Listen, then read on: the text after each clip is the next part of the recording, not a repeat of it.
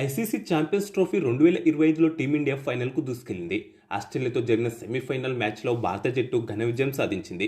Batting, బౌలింగ్లో అదరగొట్టిన రోహిత్ సేన హోరాహోరీ తప్పదనుకున్న మ్యాచ్లో సునాయాసంగా గెలిచింది. చేజింగ్లో మరోసారి కింగ్ విరాట్ కోహ్లీ చెలరేగడంతో ఆస్ట్రేలియన్ టీమిండియా చిత్తుగా ఓడించింది. తద్వారా 2023 వన్డే ప్రపంచ కప్ ఫైనల్లో ఆస్ట్రేలియా చేతిలో ఎదురైన ఓటమికి టీమిండియా గట్టిగా ప్రతీకారం తీర్చుకుంది. అలాగే ఐసీసీ నాకౌట్లలో 5094 రోజుల తర్వాత భారత జట్టు మళ్లీ ఆస్ట్రేలియాను ఓడించింది. ఈ విజయంతో ఫైనల్లో అడుగుపెట్టిన భారత జట్టు వరుసగా 3 ఐసీసీ ఈవెంట్లలో ఫైనల్ చేరిన జట్టుగా నిలిచింది.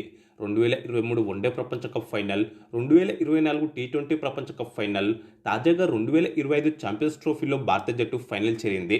అలాగే వరుసగా 3 ఛాంపియన్స్ ట్రోఫీల్లో ఫైనల్ చేరిన జట్టుగా టీమిండియా చరిత్ర సృష్టించింది. 2013, 2017, 2025 ఛాంపియన్స్ ట్రోఫీల్లో భారత జట్టు ఫైనల్ చేరింది. అంతేకాకుండా కెప్టెన్గా రోహిత్ శర్మ కూడా చరిత్ర సృష్టించాడు. ఐసీసీ నిర్వహించే అన్ని రకాల టోర్నీల్లో ఫైనల్ చేరిన మొట్టమొదటి కెప్టెన్గా ప్రపంచ రికార్డు నెలకొల్పాడు హిట్ మ్యాన్. రోహిత్ శర్మ కెప్టెన్సీలో భారత జట్టు 2023 వరల్డ్ టెస్ట్ ఛాంపియన్షిప్, 2023 వన్డే ప్రపంచ కప్, 2024 టీ20 ప్రపంచ కప్, 2025 ఛాంపియన్స్ ట్రోఫీలో ఫైనల్ చేరింది. ఇక ఈ మ్యాచ్లో కీలక సమయంలో భారీ ఇన్నింగ్స్ ఆడి టీమిండియా గెలవడంలో కీలక పాత్ర పోషించిన విరాట్ కోహ్లీ 11 ప్రపంచ రికార్డులను బద్దలు కొట్టాడు. విరాట్ కోహ్లీ దెబ్బకు సచిన్ టెండూల్కర్, కుమార్ సంగక్కర, మహేల జయవర్ధనే, రాహుల్ ద్రావిడ్, రిక్కీ పాంటింగ్ వంటి హేమహేమి దిగ్గజ ప్లేయర్ల రికార్డులు గల్లంతయ్యాయి. రోహిత్ శర్మ కూడా ఓ ప్రపంచ రికార్డు నెలకొల్పాడు. టీమిండియా సైతం జట్టు పరంగా ప్రపంచ రికార్డు నెలకొల్పింది. మొత్తంగా వీటితో పాటు విరాట్ కోహ్లీ బద్దలు కొట్టిన ఆ రికార్డుల గురించి తెలియాలంటే పూర్తి మ్యాచ్ ఎలా జరిగిందనే అంశం గురించి ఇప్పుడు మాట్లాడుకుందాం. సాధారణంగానే ఈ మ్యాచ్లోనూ టీమిండియా టాస్ ఓడిపోయింది. వన్డేల్లో టీమిండియా టాస్ ఓడిపోవడం వరుసగా ఇది 14వసారి కావడం గమనార్హం. ఈ మ్యాచ్లో భారత జట్టు తమ తుది జట్టులో ఎలాంటి మార్పు లేకుండా బరిలోకి దిగింది. టాస్ గెలిచిన ఆస్ట్రేలియా ముందుగా బ్యాటింగ్ చేసింది. ఆసీస్ ఓపెనర్ కూపర్ కనోలీని 3వ ఓవర్లో team India pacer Mohammed Shami duck out చేశాడు.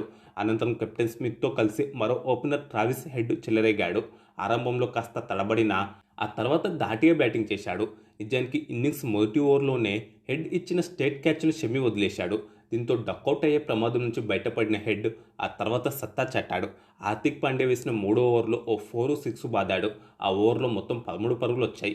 షమి వేసిన 5వ ఓవర్లో హెడ్ హ్యాట్రిక్ 4లు బాదాడు. కుల్దీప్ యాదవ్ వేసిన 6వ ఓవర్లో మరో 6 బాదాడు హెడ్. చూస్తుంటే తన సూపర్ రికార్డును కొనసాగిస్తూ టీమిండియాపై హెడ్ మరోసారి రెచ్చిపోతాడేమో అనిపించింది. ఆసీస్ రన్ రేట్ కూడా 6 దాటింది. టీమిండియాకు తలపోటుగా మారుతున్న హెడ్ను 9వ ఓవర్లో అద్భుత బంతితో మిస్టరీ స్పిన్నర్ వరుణ్ చక్రవర్తి బోల్తా కొట్టించాడు. వరుణ్ చక్రవర్తి ఓవర్లో ఎదుర్కొన్న మొదటి బంతినే భారీ షాట్ ఆడిన హెడ్ బౌండరీ లైన్ వద్ద ఫీల్డింగ్ చేస్తున్న శుభ్మన్ గిల్కు దొరికిపోయాడు. దీంతో 54 పరుగుల వద్ద ఆస్ట్రేలియా 2వ వికెట్ కోల్పోయింది. మొత్తంగా 33 బంతులు ఎదుర్కొన్న హెడ్ 5 4లు 2 6లతో 39 పరుగులు చేశాడు. కాగా స్మిత్తో కలిసి 2వ వికెట్కు 32 బంతుల్లోనే 50 పరుగులు జోడించాడు హెడ్. మొదటి పవర్ ప్లే ముగిసే సమయానికి ఆస్ట్రేలియా జట్టు 2 వికెట్ల నష్టానికి 54 పరుగులు చేసింది. అనంతరం స్మిత్, లబుషేన్ కలిసి 3వ వికెట్కు 85 బంతుల్లో 56 పరుగులు జోడించారు. ఈ క్రమంలో ఆస్ట్రేలియా స్కోర్ 100 పరుగులు దాటింది. అయితే ప్రమాదకరంగా మారుతున్న ఈ భాగస్వామ్యాన్ని 23వ ఓవర్లో సీనియర్ స్పిన్నర్ రవీంద్ర జడేజా విదిశాడు. 2 4లు 1 6తో 36 బంతుల్లో 29 పరుగులు చేసిన లబుషేన్ను జడ్డు లెగ్ బైస్లో అవుట్ చేశాడు.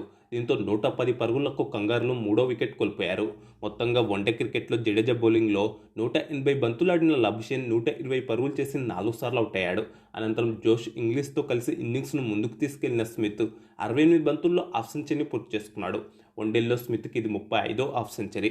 మొత్తంగా 7 ఐసీసీ నాకౌట్ మ్యాచ్ల్లో స్మిత్కి ఇది 5వ 50+ స్కోర్ కావడం గమనార్హం. అలాగే ఆస్ట్రేలియా తరపున ఐసీసీ వన్డే నాకౌట్ మ్యాచ్ల్లో అత్యధిక 50+ స్కోర్లు సాధించిన బ్యాటర్గా స్మిత్ రికార్డు నెలకొల్పాడు. ఈ క్రమంలోనే జడేజా మరోసారి చెలరేగాడు. 12 బంతుల్లో 11 పరుగులు చేసిన జోస్ ఇంగ్లీష్ను 27వ ఓవర్లో అవుట్ చేశాడు. ఆఫ్ సైడ్ షాట్ ఆడిన ఇంగ్లీష్ కోహ్లీకి దొరికిపోయాడు. ఈ క్యాచ్తో విరాట్ కోహ్లీ ఫీల్డర్గా చరిత్ర సృష్టించాడు. అంతర్జాతీయ క్రికెట్లో టీమిండియా తరపున అన్ని ఫార్మాట్లలో కలిపి అత్యధిక క్యాచ్లు పట్టిన ఫీల్డర్గా విరాట్ కోహ్లీ రికార్డు నెలకొల్పారు. ఈ క్రమంలో 334 క్యాచ్లు పట్టిన టీమిండియా దిగ్గజ fielder Rahul Dravid all time రికార్డును కోహ్లీ బద్దలు కొట్టాడు. ప్రస్తుతం కోహ్లీ ఖాతాలో 335 క్యాచ్లు ఉన్నాయి. అనంతరం స్టీవ్ స్మిత్, అలెక్స్ క్యారీ కలిసి 5వ వికెట్కు 58 బంతుల్లో 54 పరుగులు జోడించారు. ఒకానొక దశలో ఆసీస్ స్కోర్ 300 వరకు వెళ్తుందేమో అనిపించింది. కానీ భారత బౌలర్లు కీలక సమయాల్లో వికెట్లు తీసి కట్టడి చేశారు. ప్రమాదకరంగా మారుతున్న స్మిత్, క్యారీ భాగస్వామ్యాన్ని 33వ ఓవర్లో షమి విడదీశాడు. 4 4లు 1 6తో 96 బంతుల్లో 73 పరుగులు చేసిన స్టీవ్ స్మిత్ను క్లీన్ బౌల్డ్ చేశాడు. దీంతో 198 పరుగులకు ఆస్ట్రేలియా సగం వికెట్లు కోల్పోయింది.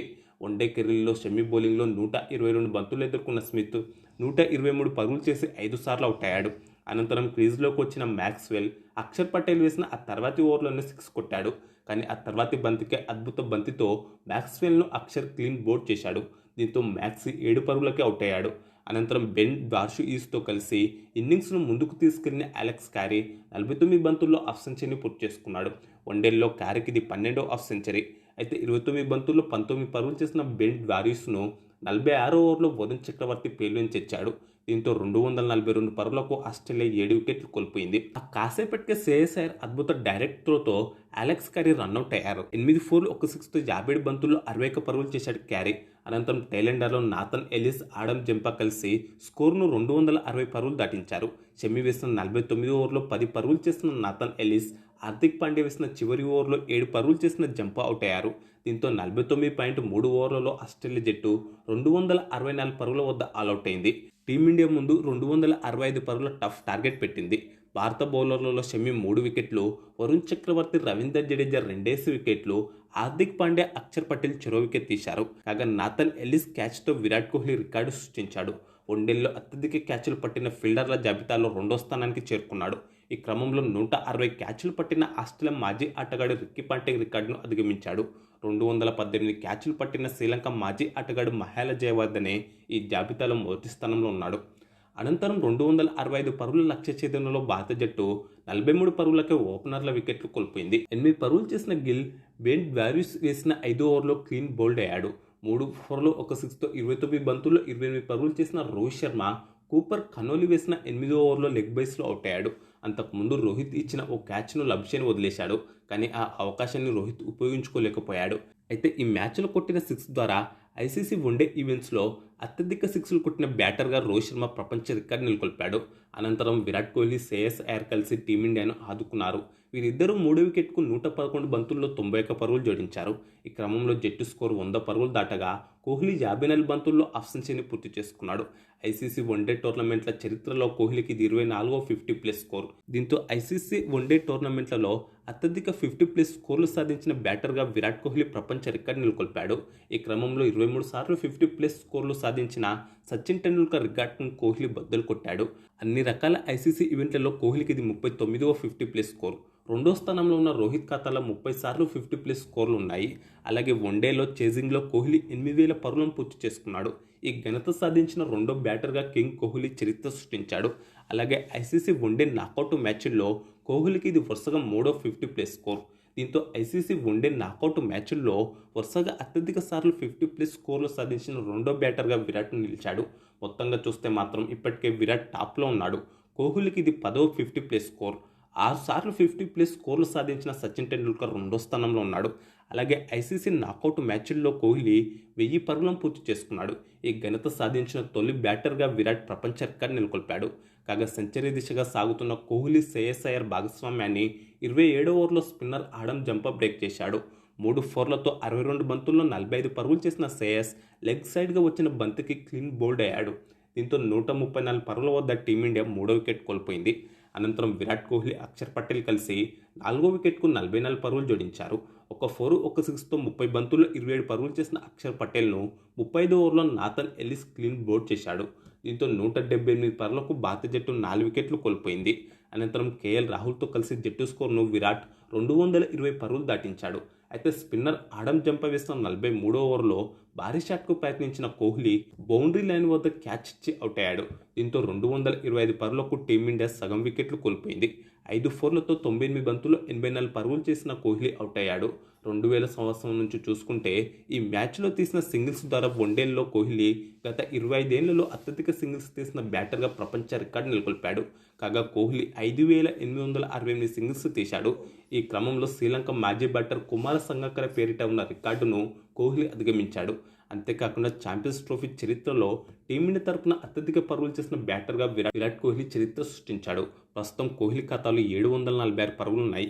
ఈ క్రమంలో 701 పరుగులు చేసిన మాజీ బ్యాటర్ శిఖర్ ధవన్ రికార్డును కోహ్లీ బద్దలు కొట్టాడు. మొత్తంగా చూస్తే 2వ స్థానంలో ఉన్నాడు. అనంతరం కేఎల్ రాహుల్, హార్దిక్ పాండ్యా కలిసి ఇన్నింగ్స్ను ముందుకు తీసుకెళ్లారు.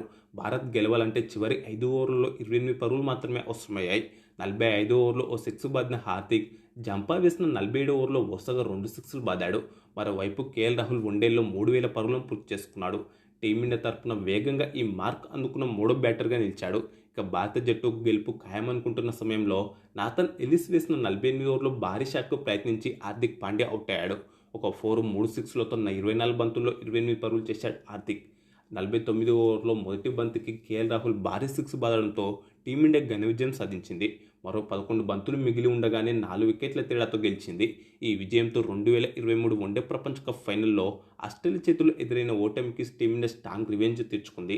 2 4లు 2 సిక్స్లతో 34 బంతుల్లో 42 పరుగులు చేసిన కేఎల్ రాహుల్, 2 పరుగులు చేసిన జడేజా నాటౌట్గా నిలిచారు. ఆడమ్ జంపా, నాథన్ ఎలిస్ రెండేసి వికెట్లు, కూపర్ కనోలి బెన్ ద్వారా తలా వికెట్ తీశారు. Virat Kohli player of the match award గెలుచుకున్నాడు.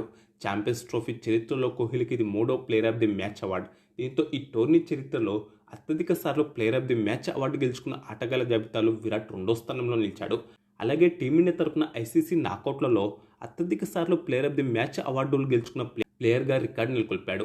3 సార్లు ఈ అవార్డును అందుకున్న భారత ప్లేయర్ యువరాజ్ సింగ్తో కలిసి మొదటి స్థానంలో ఉన్నాడు.